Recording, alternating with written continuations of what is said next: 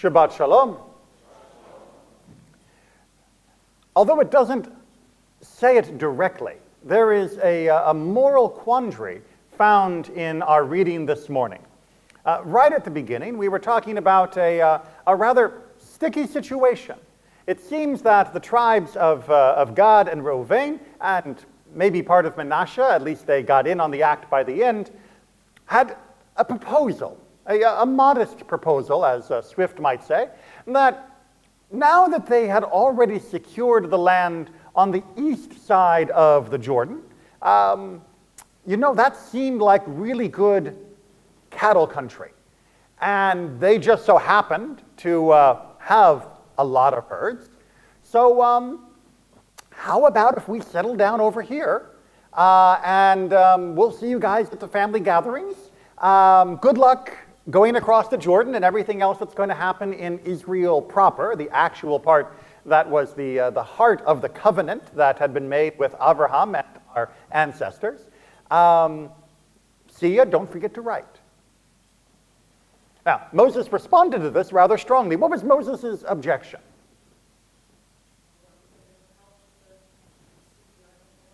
You're not going to help us secure the land? Will you stay here while your brothers go off to war? It is the audacity of their request. But really, is it that audacious? Is it that ridiculous? I mean, isn't what Moses is saying, on the other hand, is, I don't care whether you are going to get something out of the fight that we are about to enter or not, you're coming anyway. Is it moral to make somebody fight for something which they will not benefit from? That's kosher? Because it seems to be that that's what Moses is saying. He is saying that you don't get to sit here on the other side of the Jordan, safe and snug in your little paddocks with all of the towns that you'll build for you and your families, while everyone else from the people of Israel goes off to war against what will be even more substantial foes in Israel proper. It would be immoral of you to sit here. But on what grounds is Moses making that claim that it is immoral? I mean, yes, he's Moses, so when he says it, he speaks with the authority of God, usually. He does make a few mistakes here and there, but usually. But here he is definitely speaking with divine authority, and he is correct. But if we don't understand why he is correct, we are going to miss the implications, not just for something that happened 3,000 years ago, but the implications for our own daily existence. On what moral grounds can Moses say that the tribes, the 2.5 tribes that want to stay on the eastern side of the Jordan, don't have the moral right to stay there, but must take up arms, fight, lay down their lives, risk everything for something which they will not benefit? They've already said that they don't want a share of that land. They have relinquished their claim on the land of Israel proper. They're fine with their allotment over here. So they're going to get nothing except the risk if they step across that land, or step across that river into the land.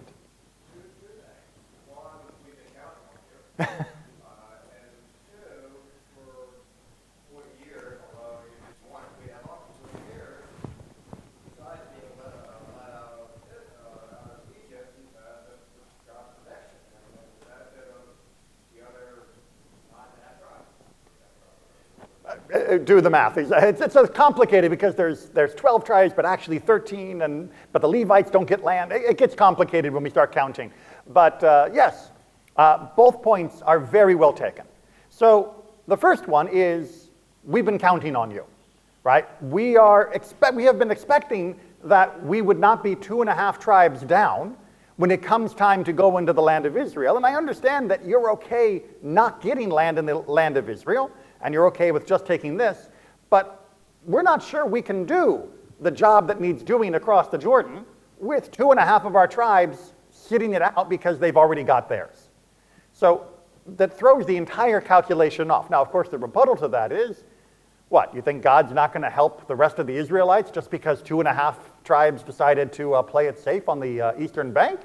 Of course God can still make them win. I mean, after all, it wasn't because we had Gad, Reuben, and half of Manasseh that the walls of Jericho fell. That fell because of God.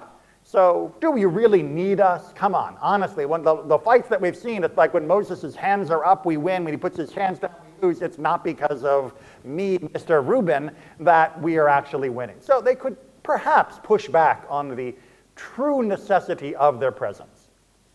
But point number 2 is exceptionally astute. Point number 2 says, wait a minute. You have enjoyed the benefit of being part of the tribal confederacy for the last 40 years. Now, some of those benefits have been divinely given, but some of those have been given by each other. Who do you think was standing beside you when we won this side of the Jordan River?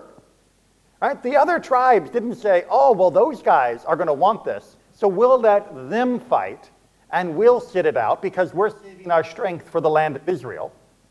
Everybody fought to secure this eastern bank of the Jordan when we were attacked. It was a defensive war. So why should they have fought for you to get this territory, but you not fight for them to get theirs? There is an inherent selfishness in the request that is being made by the 2.5 tribes. They are saying, yeah, I know that you all fought to get this land, and we now get it, 100% just for the 2.5 tribes of us, but that doesn't mean I have to go help you get yours, does it? I've got mine, and even though I got mine with the help of many, many others, I've got no obligation to help any others get theirs. That is the fundamental immorality of their request. Now, it turns out that, at least depending upon how you read the passage, that wasn't their intention at all, that they were always planning to send over soldiers, that they were always going to still involve themselves in the conquest of the rest of the land, that they were not going to just play it safe. All that they were asking was that they could get dibs on this territory while relinquishing their claim on the land on the other side. But they would still be there, not only fighting alongside, but even as the shock troops, as the vanguard, right up in front. They were not going to be shirking their military obligations at all. So we can give them the benefit of the doubt, but we can understand why Moses, before he heard their full explanation, was aghast at the suggestion that they were going to enjoy the riches that had been won by the entirety of the nation, and then excuse themselves from joining in the battle to secure equal satisfaction for the entirety of the nation. Now, that is something that we all have to grapple with on a daily basis. I don't just mean nationally. Not everything has to become to the level of national and international concept, but even in our own personal lives. We are constantly put in positions where, at different times in our life, we are ahead of the game. We have benefited from what others have done, what others have created, what others have contributed to. And at a certain point, the account is saying that I've gotten more than I put in. So why not cash out my chips now? I'll give you an example that is personal to me, right? Me. You can't get more personal than that. Right, so I am the benefit of a public school education. I am the beneficiary of the extensive legislation for clean air and health in California. I'm the beneficiary of having good doctors that were able to save my life as an infant and give me a good shot at a healthy life as a young child. But continuing to support those things is now a drain on me, which I will not benefit from. Right, my kids are basically done with public education. Hannah graduates in December from UCF, and Nathaniel's going into sophomore year. Even if I was going to be strongly advocating or participating or helping in the public education sphere, it's not going to benefit my kids. Because, it takes time for those things to happen. They'll be out and gone, so why should I bother? Shouldn't I demand lower taxes so that I don't have to fund something that's going to help someone else? Shouldn't I not care about what the curriculum is or who's on the school board if I don't have people in the actual schools at the time? Shouldn't I just tune out, cash out, and enjoy where I am now, having benefited greatly from the battles that others had fought? without having to risk myself or my blood, sweat, and tears or treasure fighting battles for others that I will never be able to experience myself. Well, as Moses said, will you sit here while your brothers go off to war? Right? Really, you think that's the way it works? Of course not. You have benefited. Yes, you are ahead of the game. That is precisely why you have a debt. You have an obligation. Because you have benefited from all of the myriad of activities that other people have put their heart and soul into. Not only whether it be public works, but whether it be people who have worked hard to build up a business that you are now benefiting from, people who have worked hard to accrue the comfort and security of a family, or to build a congregation that we now benefit from as the beneficiaries of decades and decades of other people's labor. Yes, it would be easy to just sit back, enjoy what has been given to me, and squander it, in the sense that I no longer need to contribute to its upkeep or perpetuation. But says Moses to his 2.5 tribes, such would be immoral. Such would be unfair.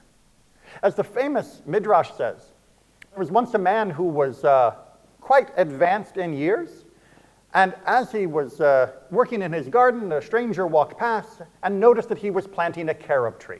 Now, all of us are intimately familiar with carob trees, I know.